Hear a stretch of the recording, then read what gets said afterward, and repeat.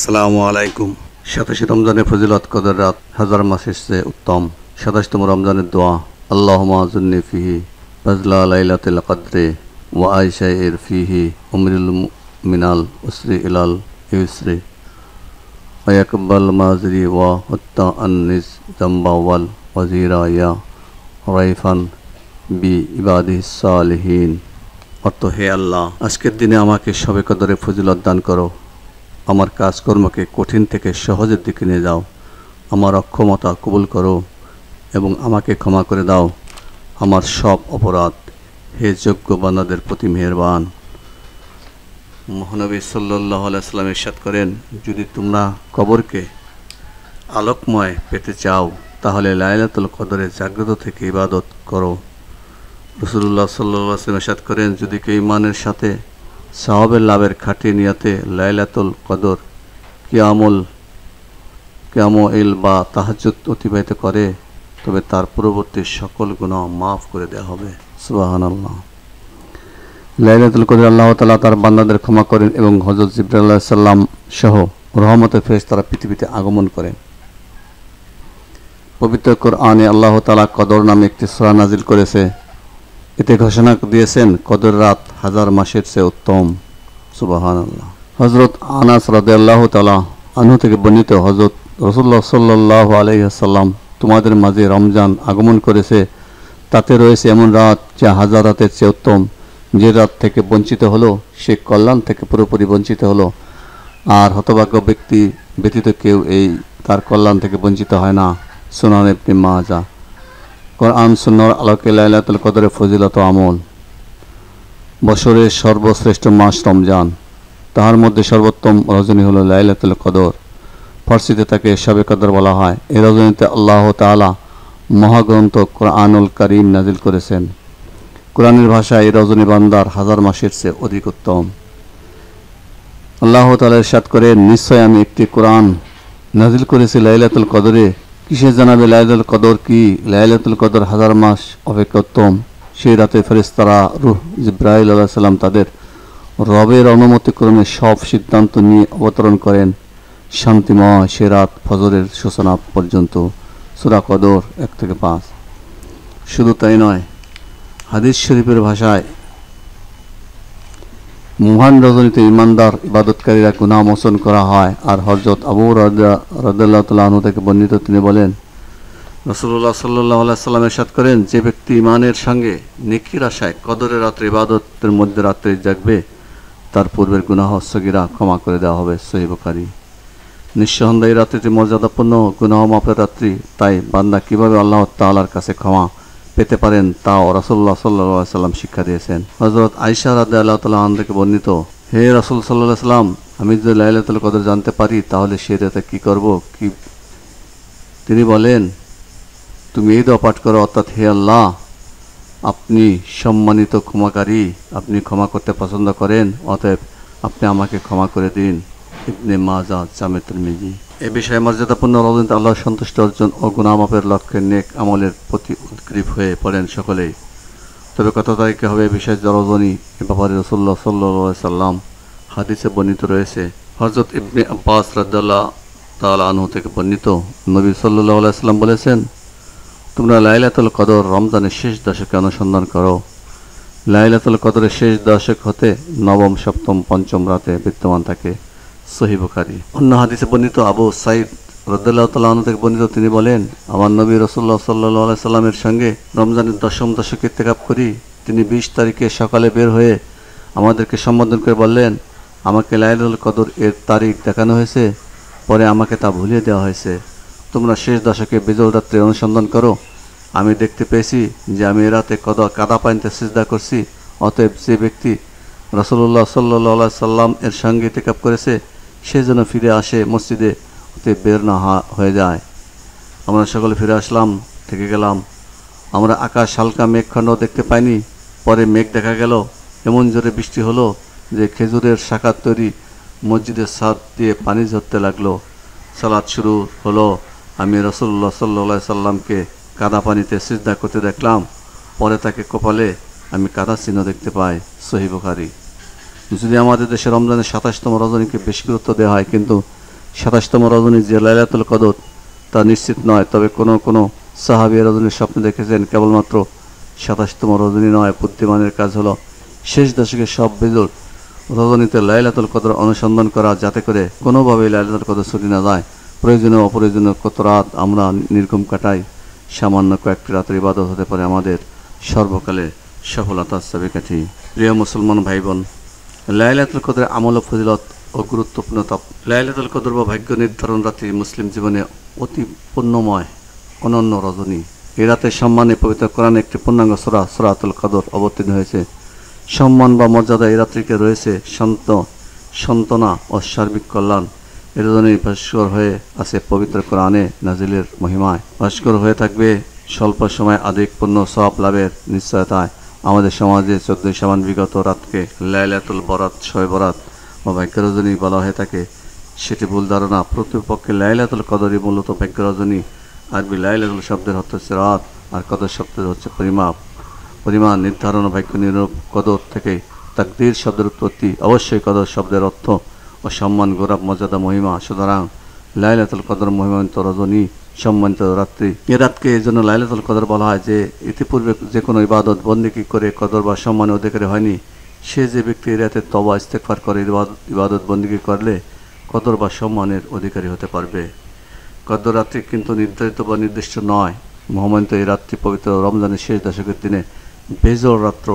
তবে রাতকে চিন্তা করার কিছু আলামত হাদিসে শরীফে, বুখারী ও মুসলিমে পাওয়া যায়। এ রাত্রি গভীর অন্ধকারে ছেয়ে যাবে না, নাতিশীতোষ্ণ হবে, মৃদুমন্দ বাতাস প্রবাহিত হতে থাকবে, ইবাদতে অধিক তৃপ্ত পাবে, বৃষ্টি বর্ষণ হতে পারে, হালকা আলো রশ্মি সহ সূর্যোদয় হবে, যা পূর্ণ পূর্ণিমা চাঁদের মতো। সুবহানাল্লাহ। ইবনে জাবির রাদিয়াল্লাহু তাআলা আনহু বর্ণনা আছে, নবী সাল্লাল্লাহু আলাইহি ওয়াসাল্লাম একবার ইসরায়েল গোত্রের একজন ইবাদতকারী সম্পর্কে আলোচনা প্রসঙ্গে বলেন, তিনি ইসরায়েলি ব্যক্তি, 1000 মাস ধরে সমস্ত রাত্রি ইবাদতে মশগুল থাকতেন এবং সকাল হলে জিহাদে বের হয়ে যেতেন। মুসলমানগণ একথা শুনে বিস্মিত হয়ে মহানবী সাল্লাল্লাহু আলাইহি ওয়াসাল্লাম তার উম্মতের জন্য শুধু এক রাত্রি ইবাদতকে, লাইলাতুল কদর, সেই ইবাদতকারীকে 1000 মাসের ইবাদত অপেক্ষা শ্রেষ্ঠ প্রতিপন্ন করেছেন। তাফসিরে মাযহারি, যার বর্ণনা সূরা আল কদরে সুস্পষ্টভাবে পাওয়া যায়, মহান আল্লাহ তাআলা কদরের রাতকে 1000 মাস অপেক্ষা অধিক উত্তম হিসাবে উল্লেখ করেছেন। অর্থাৎ 1000 মাস মহান আল্লাহ তাআলা ইবাদত করাচ্ছে, এই একটি রাত ইবাদত করলে অনেক বেশি সওয়াব পাওয়া যাবে। এ রাতে হযরত জিবরাইল আলাইহিস সালাম অসংখ্য ফেরেশতা নিয়ে এই ধরাপৃষ্ঠে অবতরণ করেন। তিনি যাদের দরজা ইমান ও বসা অবস্থায় নামাজ এবং মহান আল্লাহর জিকির ও কোরআন তেলাওয়াত দেখতে পান, তাদের জন্য দোয়া ও রহমত দোয়া করতে থাকেন। পবিত্র কোরআনের সুস্পষ্ট বর্ণনা লাইলাতুল কদর রমজান মাসেই তবে কবে, এ নিয়ে আলেমদের একাধিক মতামত পরিলক্ষিত হয়। তাফসিরে মাযহারি বর্ণনার মতে এ রাত রমজানের মাসের শেষ দিনের মধ্যে অবস্থিত, শেষ দশকের মধ্যে অবস্থিত, কিন্তু এরও কোনো নির্দিষ্ট তারিখ নেই। মহান আল্লাহ তাআলা তার প্রিয় বান্দাদের রমজানের শেষ দিন অধিক পরিমাণে ইবাদত করার প্রতি আকৃষ্ট করার জন্যই মূলত লাইলাতুল কদরকে প্রসন্ন রেখেছেন। ততবার অধিক সওয়াব রাত হিসেবে 27তম রাতকে প্রাধান্য দিয়েছে। তাফসিরে রুহুল বায়ানে উল্লেখ রয়েছে, হযরত আব্দুল্লাহ ইবনে আব্বাস রাদিয়াল্লাহু তাআলা আনহু গণিত সূত্রে দিয়ে এর অধিক সম্ভাবনা প্রমাণ করেছেন। যেমন সূরা কদর, লাইলাতুল কদর শব্দটি 3 বার উল্লেখ আছে। আমার বর্ণমালা অনুযায়ী লাইলাতুল কদর লিখতে 9টি অক্ষরের প্রয়োজন হয়।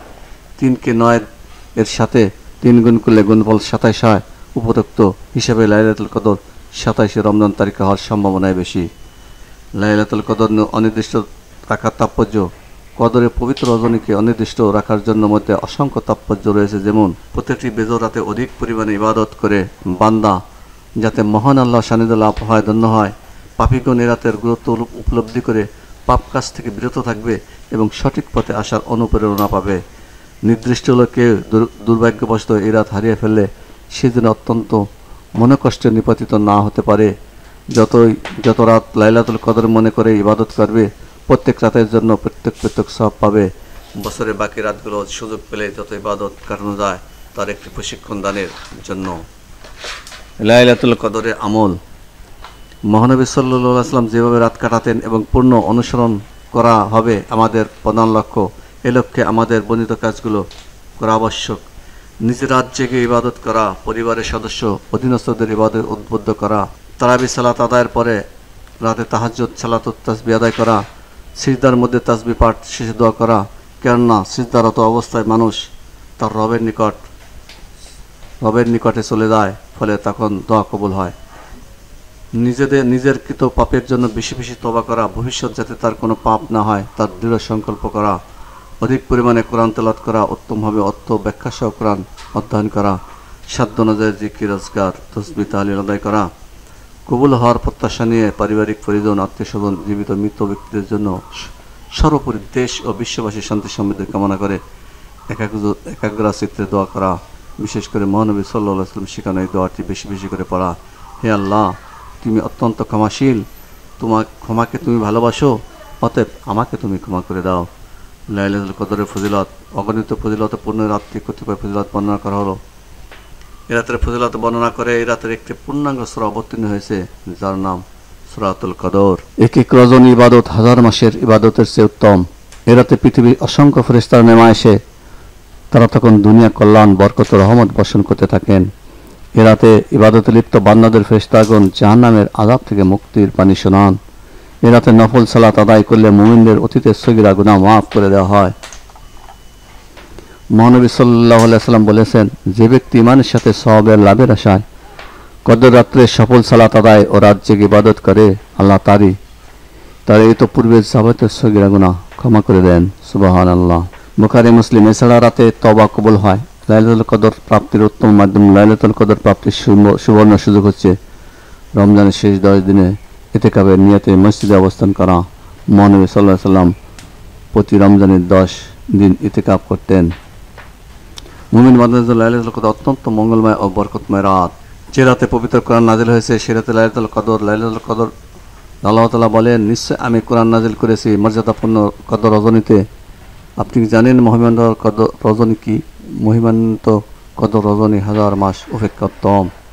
যে রাতে ফেরেশতাগণ হযরত জিবরাইল আলাইহিস সালামকে সমহি ব্যবহারে অবতরণ করেন, তাদের প্রভু যখন মহান আল্লাহর নির্দেশে অনুমতিক্রমে সব বিষয়ে শান্তির বার্তা নিয়ে সেই শান্তির ধারা চলতে থাকে ফজর পর্যন্ত। আল কোরআন সূরা 97 25 আল কদর। কোরআন আল্লাহ তাআলা এ রাতের মর্যাদা বাড়িয়ে দিয়েছেন। এ রাতে মহান আল্লাহ তাআলা উম্মতে মুহাম্মাদীকে হাজার মাসের ইবাদত বন্দেগী আমলের সমান সওয়াব দান করবেন।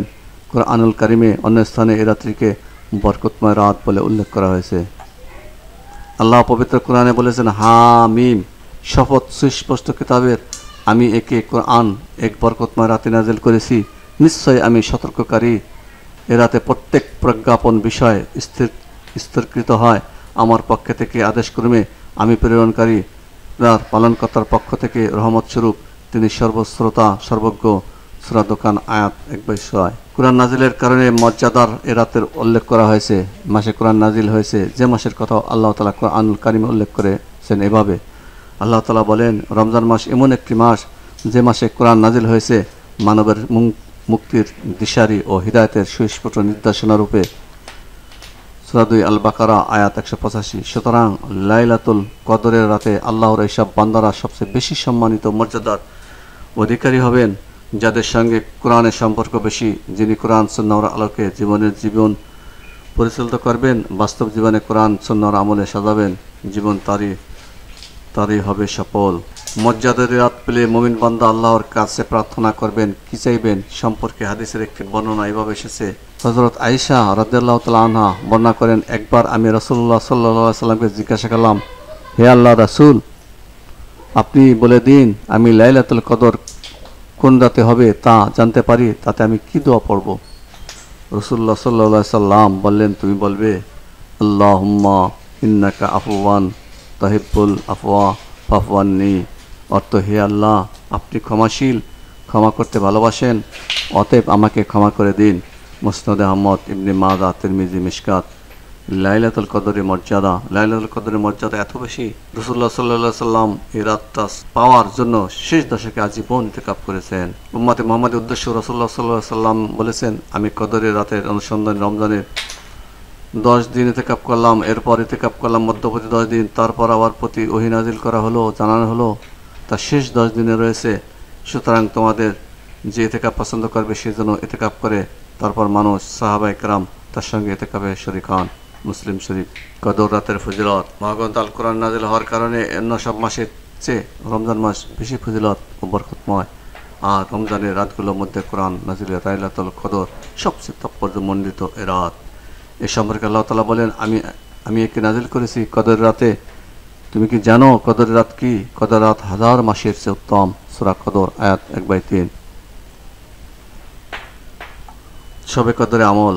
শবে কদর, সুতরাং লাইলাতুল কদর পেলে আমল দ্বারা রাত অতিবাহিত করা জরুরি। তা হলো নামাজ পড়া, মসজিদে ঢুকে 2 রাকাত দুখুলিল মসজিদ নামাজ পড়া, 2 রাকাত মাগরিবের, 2 রাকাত 6 রাকাত আওয়াবিনে নামাজ পড়া, 2 রাকাত করে মাগরিবের পর 6 রাকাত আওয়াবিনে নামাজ পড়া, রাতের তারাবির নামাজ পড়া, শেষ রাতে সাহারির আগে তাহাজ্জুদ নামাজ পড়া, সম্ভব হলে সালাতুত তাসবিহ পড়া, সম্ভব হলে সালাতুল হাজত পড়া, সম্ভব হলে সালাতুল শুকর, অন্যান্য নফল নামাজ বেশি বেশি পড়া, কোরআন তেলাওয়াত করা, সূরা কদর, সূরা দখান, সূরা মুজাম্মিল, সূরা মুহাদ্দিস, সূরা ইয়াসিন, সূরা তাহা, সূরা আর রহমান, সূরা কিয়া, সূরা মুলক, সূরা কুরাইশ এবং 4 কল। দুরূদ শরীফ পড়া, তাওবা ইস্তেগফার পড়া, সাইয়্যিদুল ইস্তেগফার পড়া, জিকির আজকার করা, কোরআন সুন্নাহ বর্ণিত দোয়া পড়া, পরিবার পরিজন, বাবা মা মৃত্যুদের জন্য দোয়া ও কবর জিয়ারত করা, বেশি বেশি করে দান সৎকার করা এবং বেশি বেশি করে কান্না করা।